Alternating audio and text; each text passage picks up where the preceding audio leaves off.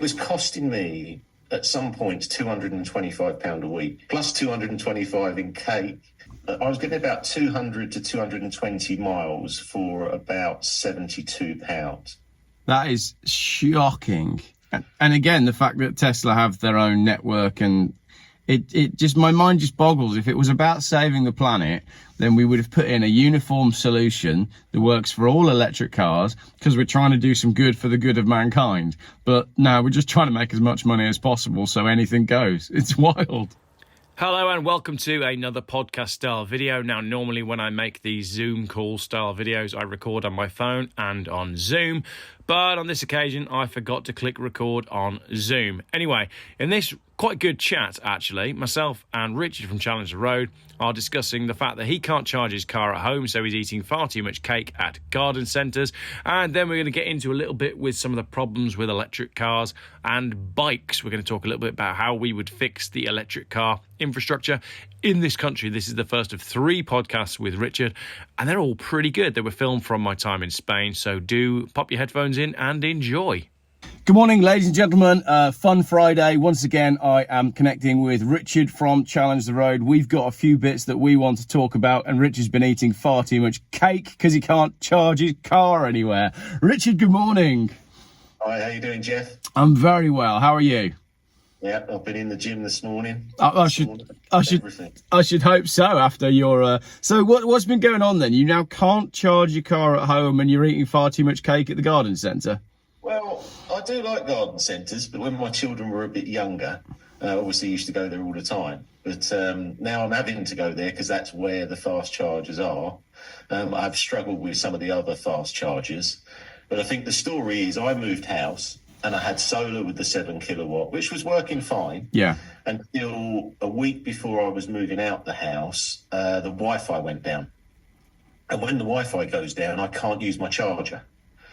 So I then started to go to the golf club to charge the car in the last week. And what had happened was a tree had gone through the fibre line. And I didn't know that the chargers are linked to the Wi-Fi to be able to work. I don't know if you knew that. But I didn't know that. So I got an electrician out, let him have a look. He said, look, it's the Wi-Fi. You can't do anything. You're moving anyway. Fine. So I moved here and I thought, right, okay, I've got a pod point 7 kilowatt. And I said to the guy, can you what do I do? Set up the app, got it all running. Couldn't charge the car. Well, that's weird. So it says on there, email the last subscriber. So I emailed him. I said, look, can you change it anyway?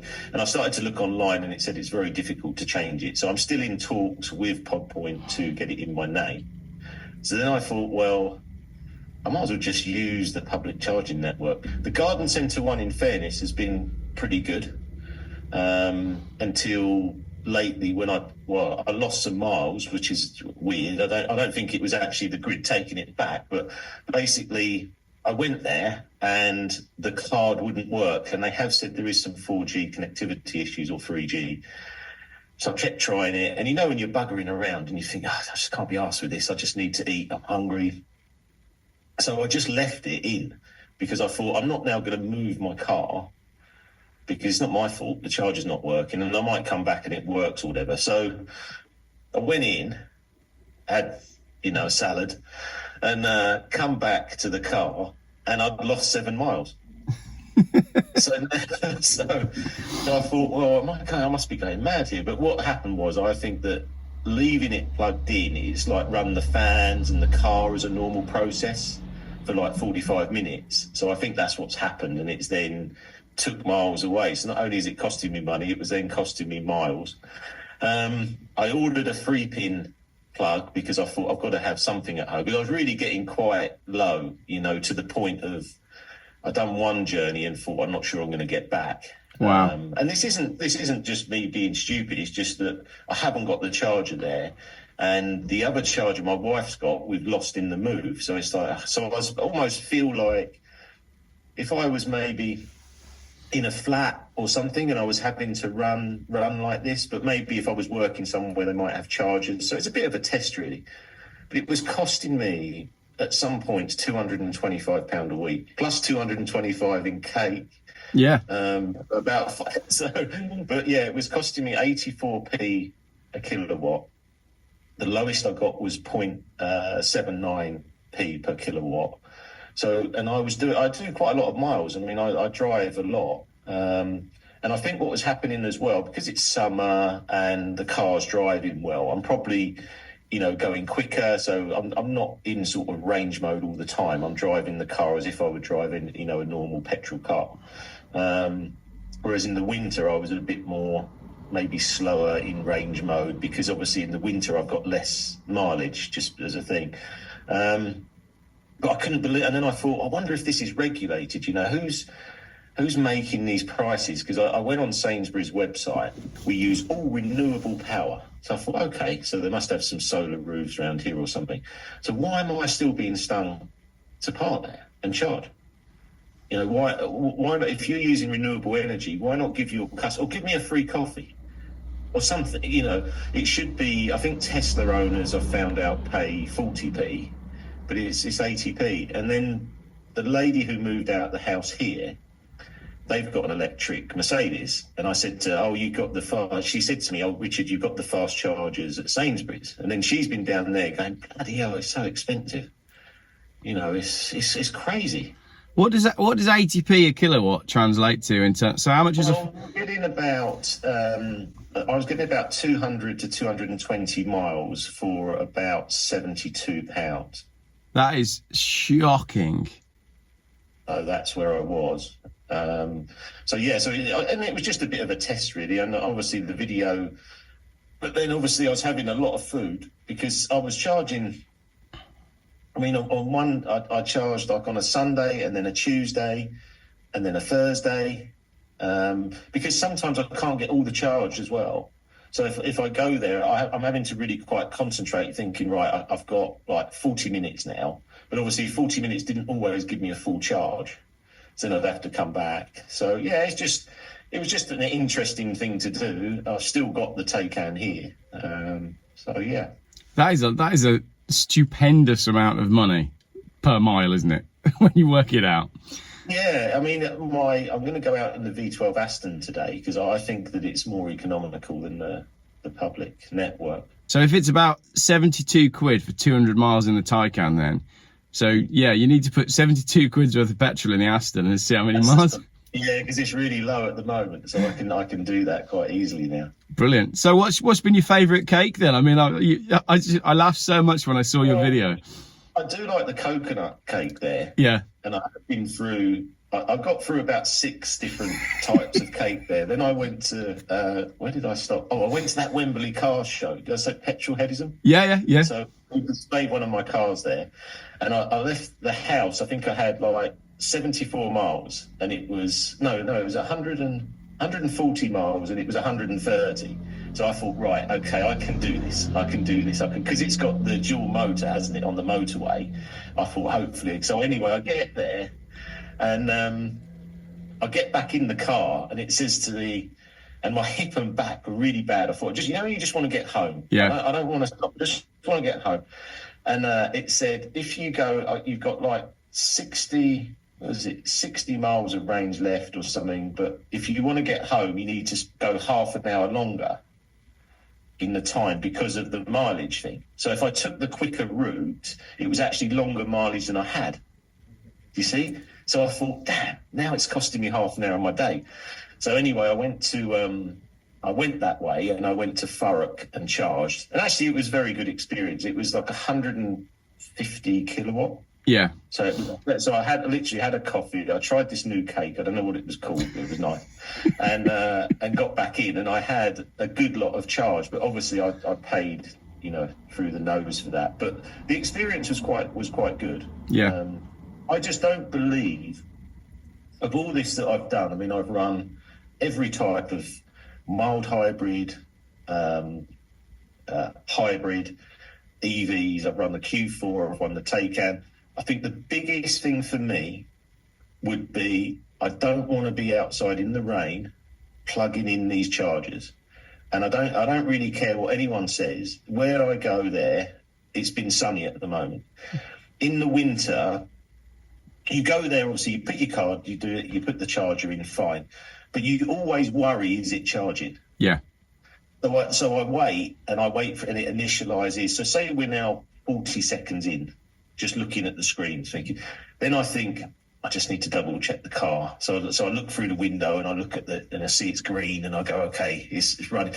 But there's no covers around here. Now, with a petrol station, I know some of them you can get, a little bit of runoff water off the roofs, but I always feel like I go in there, I'm going to stay dry, and that's it. And and sometimes it's a bit like that at home.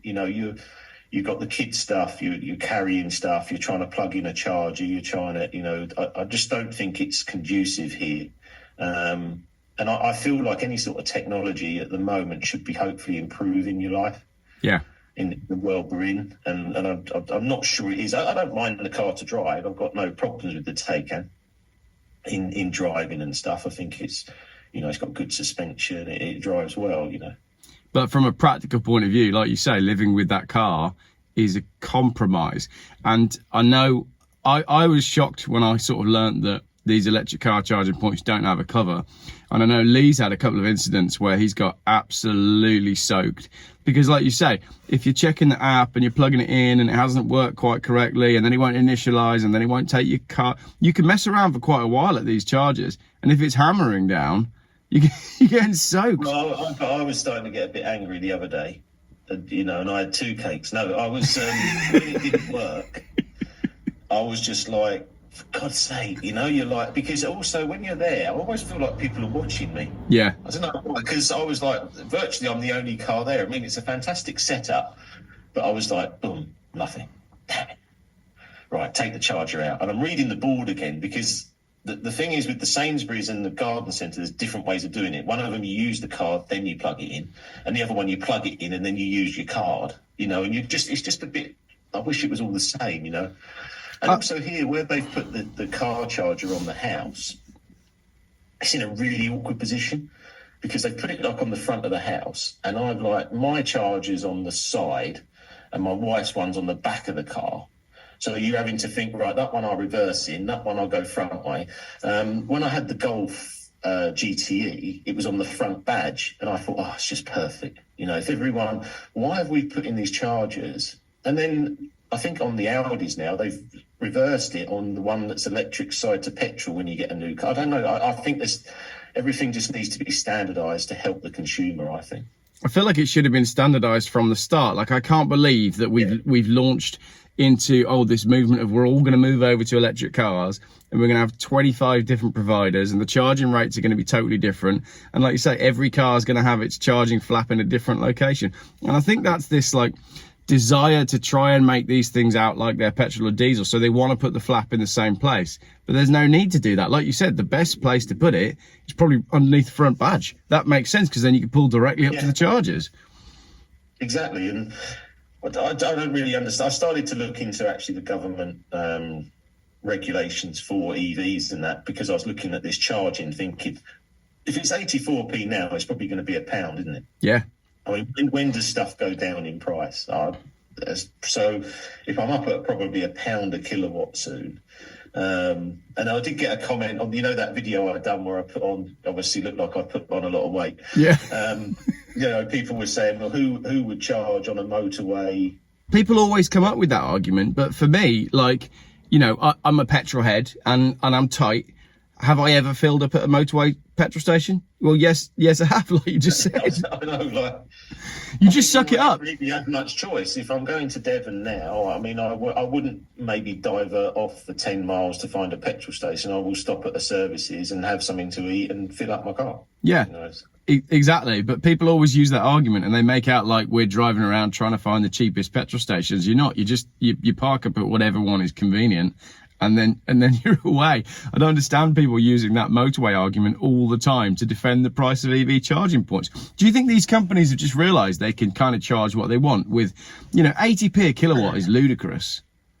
I think that obviously the investment to put them in is very high, and they're obviously trying to recoup their costs. Although someone did say to me, Richard, does anyone else use these? But when I was in the McDonald's one, there was Tesla owners next to me, so it's not like all these Tesla owners are using home or their own network. They are used at a very high price, And again, the fact that Tesla have their own network, and it just, my mind just boggles. If it was about saving the planet, then we would have put in a uniform solution that works for all electric cars, because we're trying to do some good for the good of mankind. But now we're just trying to make as much money as possible, so anything goes. It's wild. Well, that's what I was thinking, because I thought from like a business point of view, if I was to start setting up coffee shops with charging points, it could be quite a good business, you know. But the other thing is when I left the house, my wife was going to shred quarters to do all her keep fit, and she said, "Where are you going?" I said, "Well, I'm going to McDonald's because it's got a charger and I can get a bacon roll." You know? So it's sort of, and I thought, well, why don't they put these at the gyms? Why don't they put these at, because I'd be ripped, wouldn't I? Yeah. I'm going the other way. Yeah, you would. So, you know, you think, I don't think there is charges at the fitness, but why not put them all at the fitness gyms? And then we can stay longer, get fitter, and the car's charged. I feel like there's a business idea here, because I did a video yesterday about the fact that the UK cycle industry is really struggling because no one's riding bikes. So what we need is an independent chain of very high quality coffee shops that are connected to either fishing lakes or cycling tracks where you can charge your car. And then you can turn up with your kids and your bike, and if you've got an electric car, maybe you've got a bike rack on the back, and you can have a really nice cake, probably a coconut one. You can go around the country finding the best coconut cake, sourced with the best ingredients, and there you go. You've got your venue. There's probably some government funding for it, and it'll be a brilliant thing. But it doesn't exist, does it? It doesn't exist. But also the other thing was with the garden centre is that it closes at 5:30, and it opens at 9. So I went the McDonald's one. I went at 7 o'clock because I thought, right, I've got to get there. I've got to now charge, have something, and then so you almost need something that's 24 hours, really. You know, because as I was saying, unfortunately my dad, hasn't been very well, but I think if I was to go, I worry at the moment about not having enough charge. So I know people were saying, Richard, why do you have to have it fully charged? But I said I just felt more comfortable. Like it's a reasonable drive to my dad and stuff around, but I don't want to feel under pressure that I have to take 30-40 minutes out of my time. Yeah. And also the other thing is you've got variables. So if you go to a petrol station now, you fill up and you have the fuel and you have a time that you're going to do it. Okay, you might have to wait in a queue, but say you're 10 minutes or whatever. One of the charging points, when the guy parked next to me at McDonald's, it reduced my charging rate. Yeah, that's interesting. Yeah. So that's given me another variable, because when I left there, I thought if I stay in there for 45 minutes, I would have this much, but actually I didn't. So because it cut me down. So if more people adopt, am I now going to be staying there longer? Yeah. So you can't plan for that, can you? You can't say, I'm going to be 45 minutes. Unless there's other people on the charger, in which case I'll be longer. Yeah, and because they're saying up to, on their kilowatt thing, you don't do that with fuel. You can pay your price, you get your fuel. So yeah, I think that variable is probably would get worse, wouldn't it? Over time? Yeah, that is. Yeah. So have you still got the Taycan for sale? Is it going to be sold? Where are you at with that?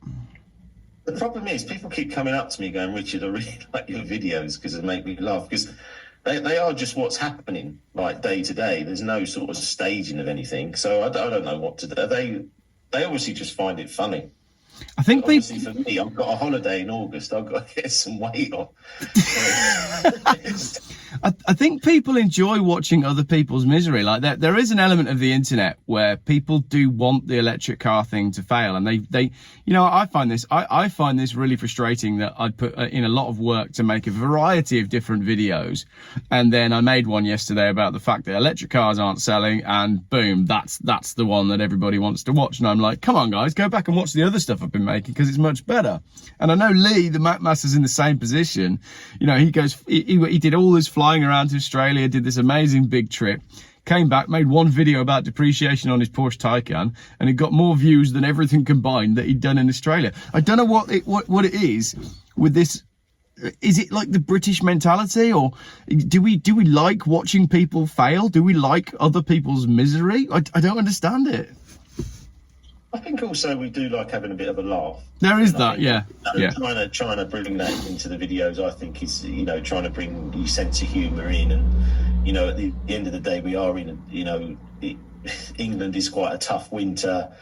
I think that from our point of view, we want to have a bit of fun as well. And I, to tell the truth, I enjoy the videos having more of a laugh than anything. Yeah. So I think that's a little bit the way we are. I think the EV thing, I've actually been doing quite a bit of research, a bit more on, because obviously when I've done the video about Tesla and Hertz, I said I think their share price is going to drop, and it's dropped 35% since that video.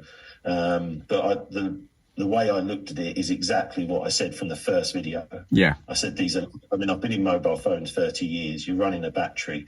I think there'd be providers. When I was, if you look at it now, you could buy an iPhone for £700, but you could buy a cheap Android device for £100.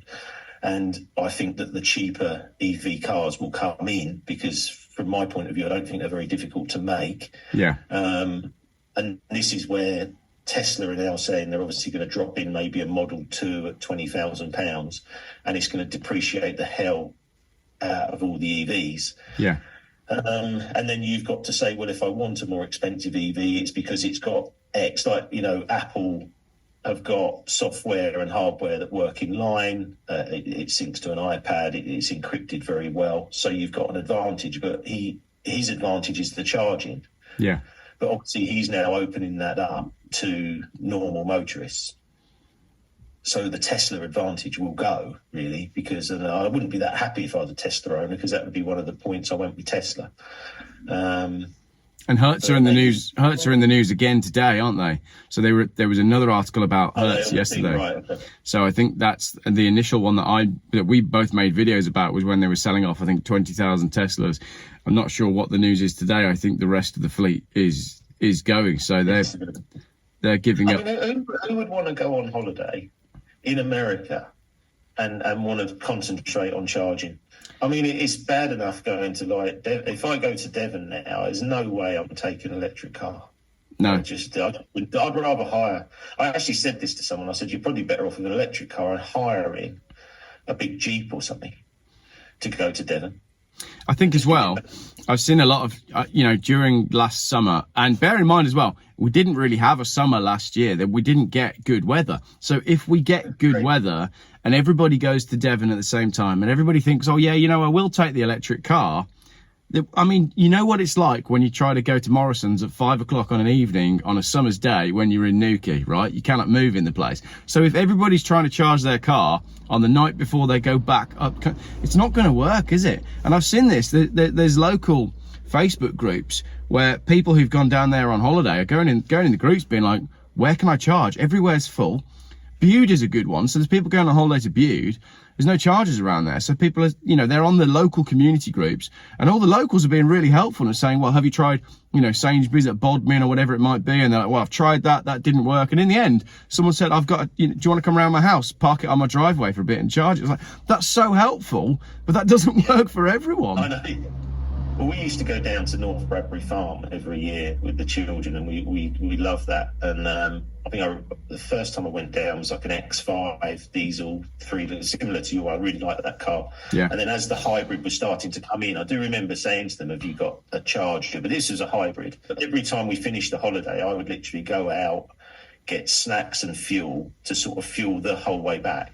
So we would hit it in one go. We would be like, right, the kids are going to sleep here. My wife's like just planned everything. All I do is drive. She's like, we leave at this time. They fall asleep.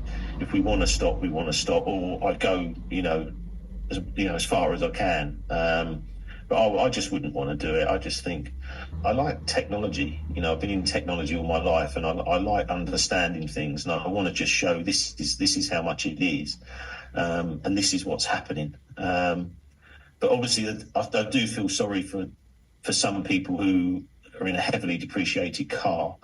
I did do a video on car financing and just making sure you do have a give back clause in these cars, because I do feel like they could end up like being really, really low in value in like 3 or 4 years' time, because you're going to get a glut of more cars.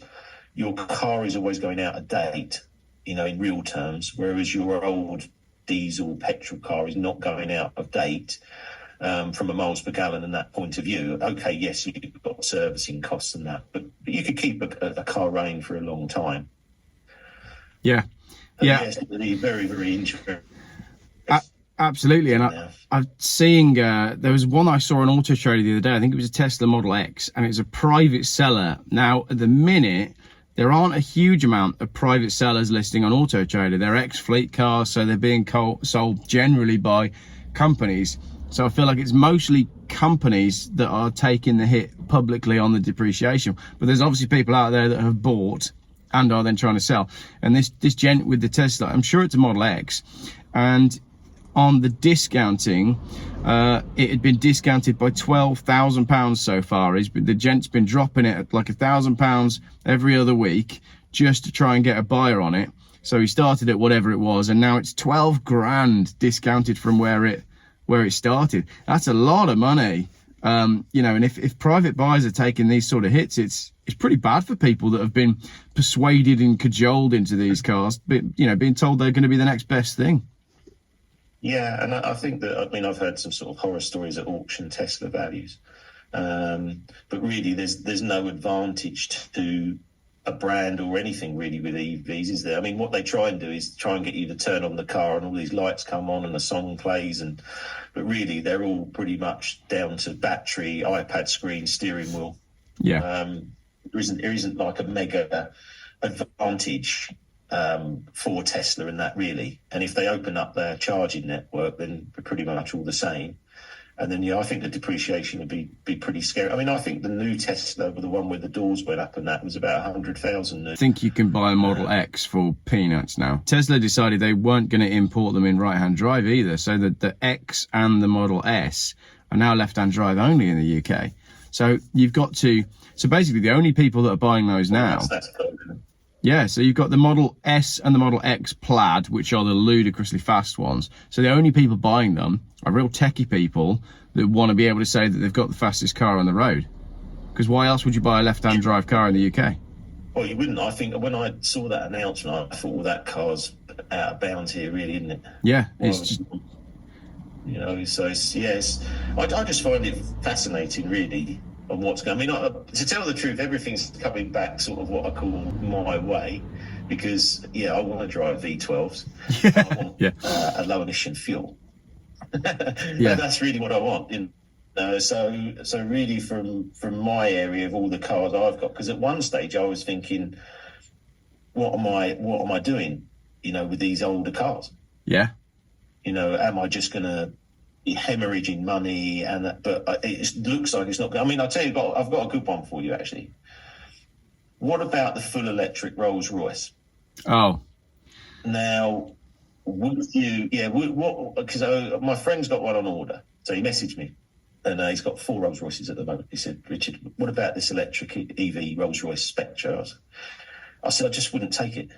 I said, who's going to want to sit in a Rolls Royce for an hour at a McDonald's? How much are they? I think his one was about 450,000 spec.